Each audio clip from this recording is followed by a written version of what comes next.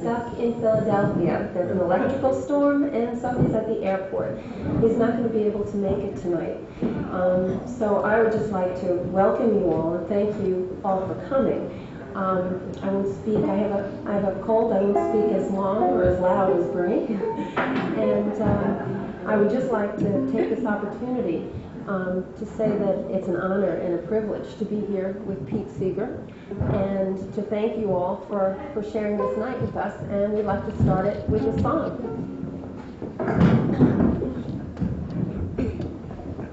My grandson Tao and I are glad to be here and glad to lend our support to Bernie's campaign.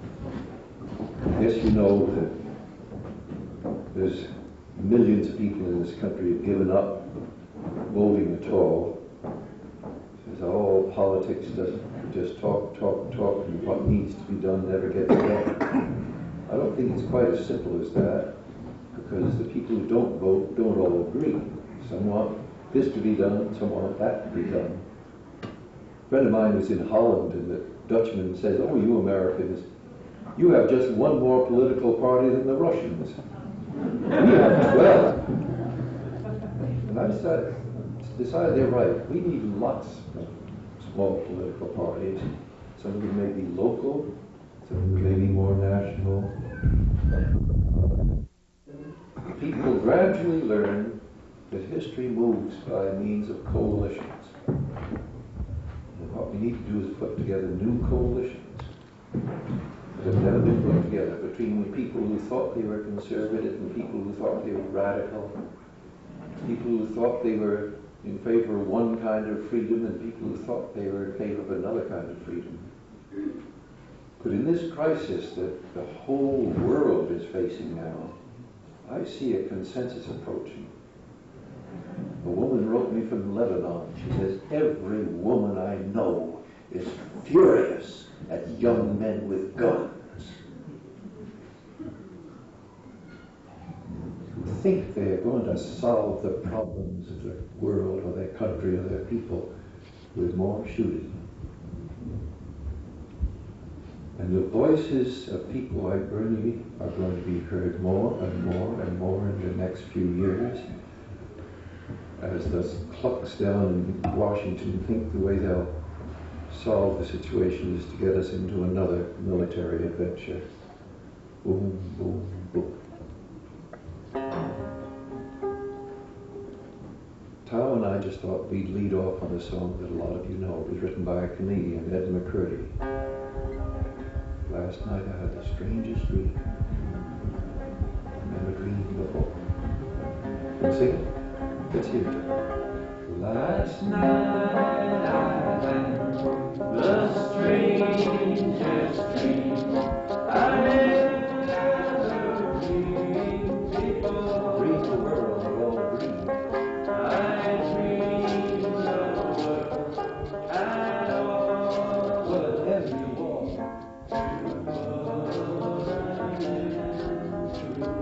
Dreams I saw in a mighty room.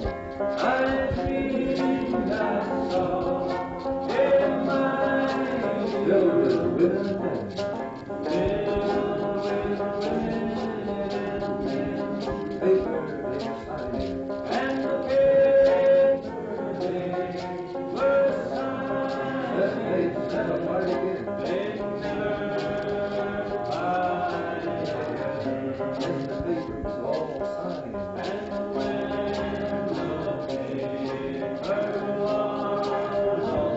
copies made, and a million copies made.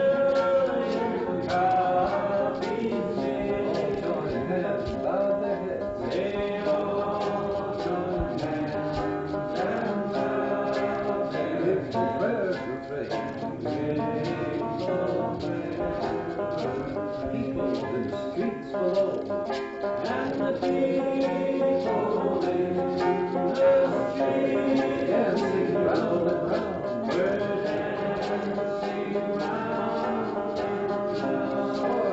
Guns and uniforms, and swords and guns and uniforms, scattered on the ground, were scattered on the ground. I saw a strange dream.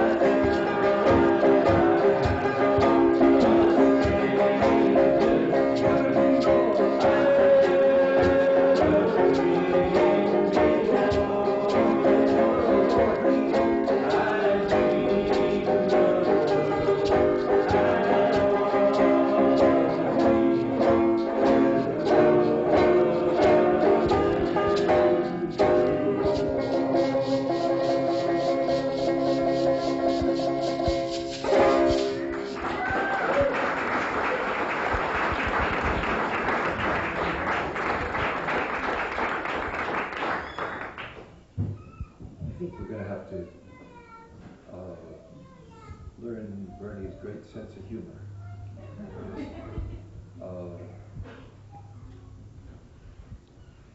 Actually, the gods above must be laughing at stupid things. We got the technology in the world for everybody in this world to be fed, for everybody to have a roof over their head, and even education now becomes cheaper, believe it or not, in the sense that electronic communication is making things possible which were not possible before. And we're going to see people all around the world doing things which were never done in any previous decade, getting in touch with each other, communicating with each other. Admittedly, there's going to be lots of screwy things going on. I don't have a guitar here. Do you think we'd sing the Ross Perot guy? Calvin Trillin in The Nation wrote a poem, and I put a tune to it. And we sang it with great success, Tal and I, for 3 weeks. And then the reason for our song dropped out of his own particular race. But we decided we'd keep on singing it anyway because it's a lesson to politicians in general. Mike Royko once said, you liberals, you're against the death penalty. And Royko says, no, I'm in favor of the death penalty for politicians who fib. Anyway, this song was originally known as the Ross Perot Guide to Answering Embarrassing Questions.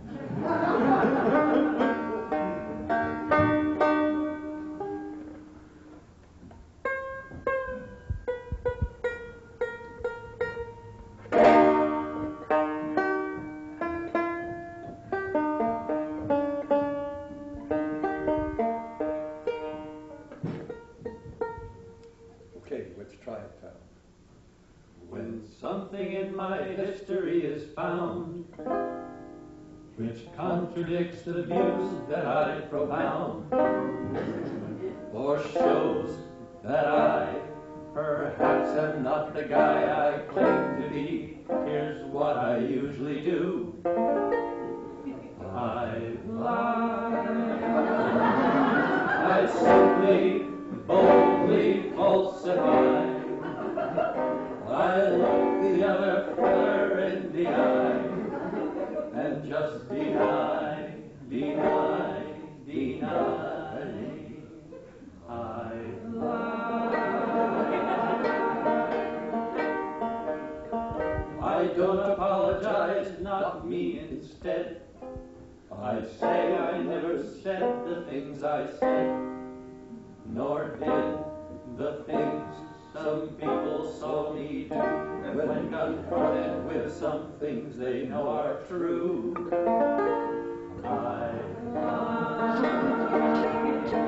I simply boldly falsify. I look the other feller in the eye and just deny.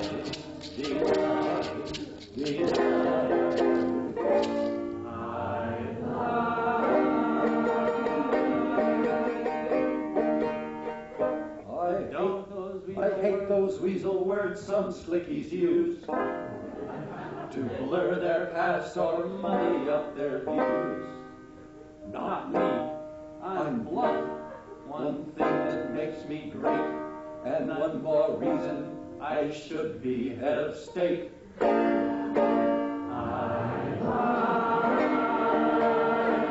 I simply boldly falsify. I look the other feller in the eye and just deny.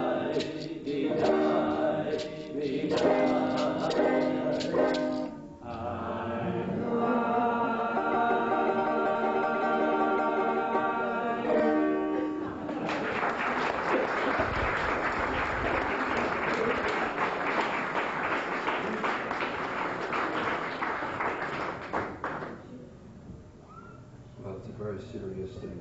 If we don't wise rise up to what's going on in the entire world. The starvation, the inequality, the desperation. This world won't make it. You know that. Some of us well-fed and some of us not fed at all. And you look at TV, imagine with two anchor people. And you've heard of Miller Lite, you've heard of Dairy Queen Light, and so on. One anchor person says, "Do you feel bloated from taking in too many fats? Try our News Light edition." I don't know. That's right. All the excitement with only half the information.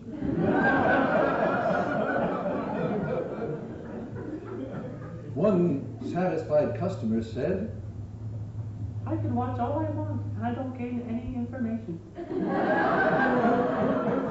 "My worldview got so big I couldn't fit into any of my old preconceptions."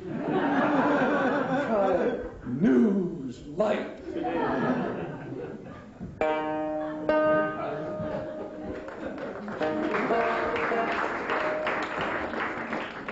Before we go, let's just sing a good old song, because remember that in people who are desperate and they found a way to hang on. Sometimes it was an old story out of an old book, and they made it live again. If I could, I surely would stand on the rock where Moses stood. Pharaoh's army got drowned. Oh, Mary, don't you weep. Oh, Mary, Oh, Mary, don't you weep, don't you in that harmony. Oh, Mary, don't you weep, don't you mourn. Pharaoh's army got drowned. Oh, Mary, don't you weep. God gave Noah the rainbow sign. No more water. Next time. Pharaoh's army got drowned. Oh, Mary, don't you weep. Oh, Mary, don't you weep, don't you mourn. Oh, Mary, don't you weep, don't you mourn. Pharaoh's army got drowned. Oh, Mary, don't you weep. Moses stood on the Red Sea shore, smoting the water with a 2-by-4. Pharaoh's army got drowned. Oh, Mary, don't you weep. Oh, Mary, don't you weep, don't you mourn. Oh, Mary, don't you weep, don't you mourn. Pharaoh's army got drowned. Oh, Mary, don't you weep. Sing it one more time. Oh, Mary, don't you weep, don't you mourn. Oh, Mary, don't you weep, don't you mourn. Pharaoh's army got drowned. Oh, Mary, don't you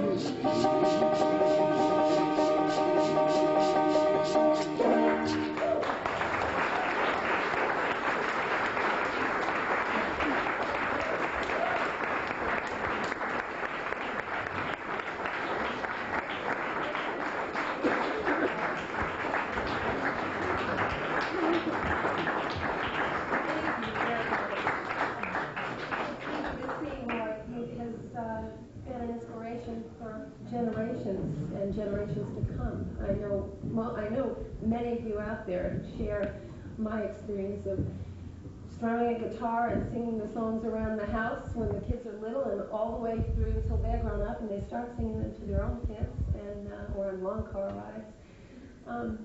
As Pete was saying, politicians in Washington and everywhere have to wake up, and he has done with his music. He has brought with his music is the the values that many of us in this room share. He's brought to people around the globe. People are very using the term family values all the time now. It seems to be the in issue. And they're talking about rules and responsibilities and obligations. And yeah, there's that. But what Pete Seeger has brought to all of us in all my life, and hopefully all through my children's lives, are values, family values that bring the spirit and the joy of family and of togetherness, and not just the nuclear family, but the family of people striving together, whether in a union or in a movement, working for change, trying to better the world rather than their own state of well-being. And I just want to thank Pete Seeger for sharing this night with us and for helping Bernie through all his years. This is not the first time Mr. Seeger has come up to support Bernie.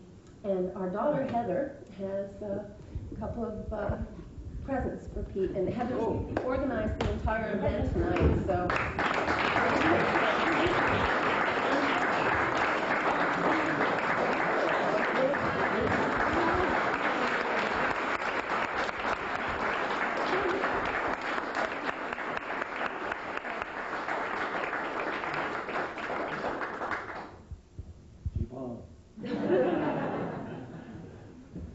Jim Schumaker would just like to say a few words now. Jim has been working with Bernie for the last, since he got elected on the campaign, actually to get him elected on this and almost every other campaign, and now he's working in the campaign instead of the congressional office. Jim Schumaker? Thanks, I'll be brief, and I won't pretend I'm Bernie, who I'm supposedly substituting for, who was really, really, really disappointed he cannot be here. I talked to him just before I left to come down here. Trapped in an airport for 6 hours, never got off the ground. They shut down the Washington airport. That's normally good news. Not this time. I think about 2 years ago, many of us really began to get the idea that maybe we were going to do it. Some of us didn't catch on until later in the campaign, but I think many of us really began to, think maybe we're going to do it this time, especially those of us that have been through the 1998 campaign. It was so close. 88 campaign. 98 campaign, that's a few years away. We knew we were going to do it in 1998, and I know a lot of people started to say, well, what's it going to mean, having Bernie in Congress? What's the big deal? He's just one guy. What's one guy going to do down there? What's the difference? So if I could, I want to tell you, from my perspective, working in the congressional office for the last year and a half and then moving on to the campaign, why it's important, what a difference it's made to have one independent progressive in Congress. And I think maybe the most important thing we've done is the stuff that you never read about in the newspapers, that you'll never hear on the press, because it's not important to the Tom Brokaws of the world.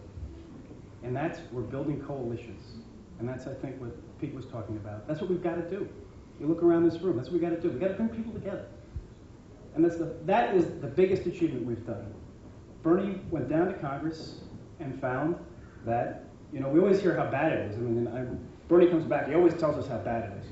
But he also adds, there's really some good people down there. There's about 30 or 40 excellent congressional people. You don't know most of them. You know some of them.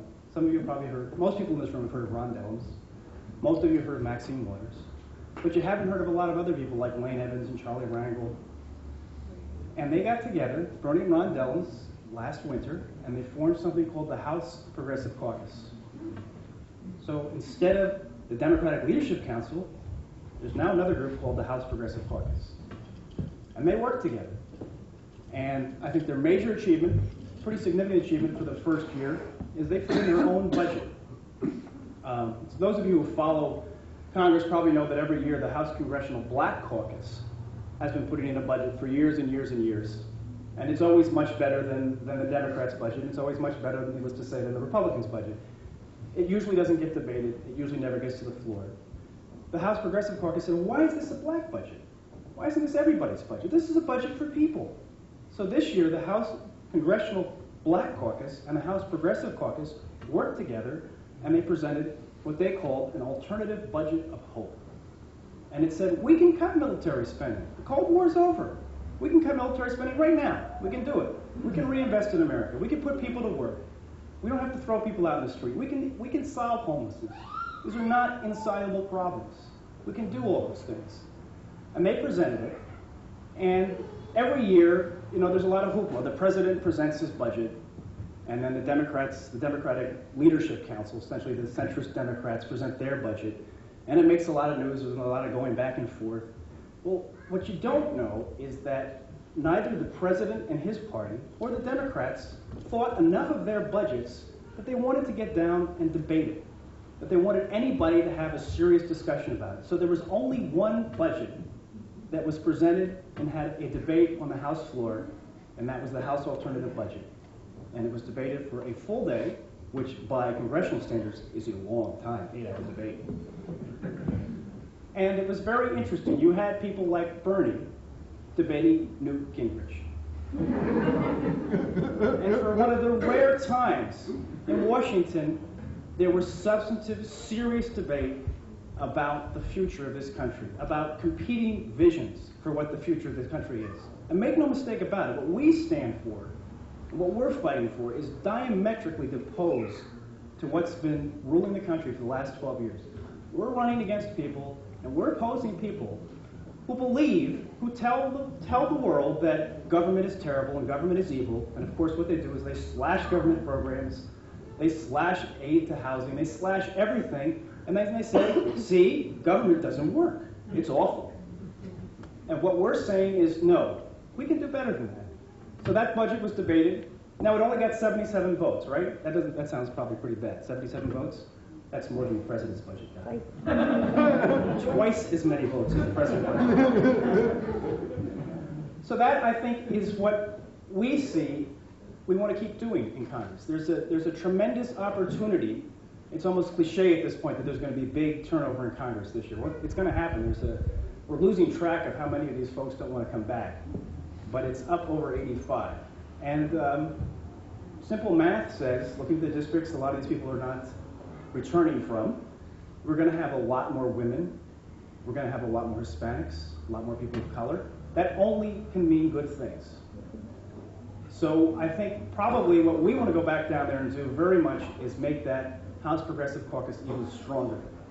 Because especially if there's a change in the White House, it's going to be very important that we have progressive voice and a progressive block of legislators leading the charge on things like single-payer national health care, on things like really reinvesting in America, and things like really asking the wealthy to start paying their fair share, those kind of things. So that's probably the number one reason why I tell you you need to help us go back to Congress from a national standpoint. And let me tell you why it's important from a Vermont standpoint. And I think the answer is right here.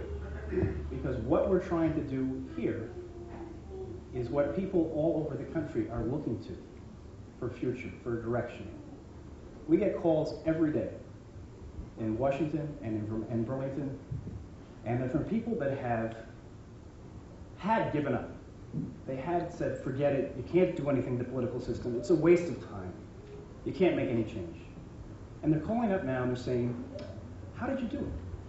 What do you got up there in Vermont? You got some kind of magic dust or something like that? How is it you people elected this guy to Congress? And now I understand you're running all kinds of progressive candidates and they're winning at the local level. How do you do it? You organize. You bring people together. You say that basically we agree on 90% of the issues and we're going to work together. We might disagree here and there, but basically we all agree that we can make a country and a state and a government that serves our interests, not the interests of the wealthy and the powerful. And we're succeeding. And it's important that we keep on succeeding, that we grow, and that we use this campaign to grow. And I think for me, I get to go around with Bernie a lot around the state. And it's really interesting, and I think Pete Seeger said it better than I can, but you see people when Bernie gets to talk to them, when he goes and talks to veterans groups, right? A group that supposedly, groups of people that wouldn't be very responsive to our message. I got news for you. They listen, they hear, they agree. You go out and you talk to high school kids. You go out and you talk to unionized workers. You go out and talk to all the people that supposedly are not supposed to agree with what we're trying to do. They're all part of our coalition, and we've got to keep doing that. And one of the most valuable things that we've been able to do in Vermont, that Bernie's been able to do, is go out and meet people and talk to them and explain to them what's going on and how it's their government and it's their chance to be involved and to grow. And we've got to keep doing that. And I'll finish with just one note. One of the things we want to do exciting, I hope, in this campaign is more than just distribute the literature and more than just run the TV ads and all that kind of stuff. We want to bring people together like this. We want to hold some rallies down the stretch the last few weeks where we get a couple hundred people out in some towns like St. Johnsbury, where it's never been allowed to be said out loud that you would vote for somebody like Bernie Sanders. We want people to look around the room and say, oh, how many people just came to the thing we did in January, where we had 800 people at the Sheraton? Remember the feeling of walking into that room and saying, wow, there's a lot of other people in this state who feel the same way I do. We're not alone. We're growing. We're building. And that's what we're going to do in this campaign. And so that's why we need your help tonight, and that's what we did in the fall. And I want to thank you all very much for coming.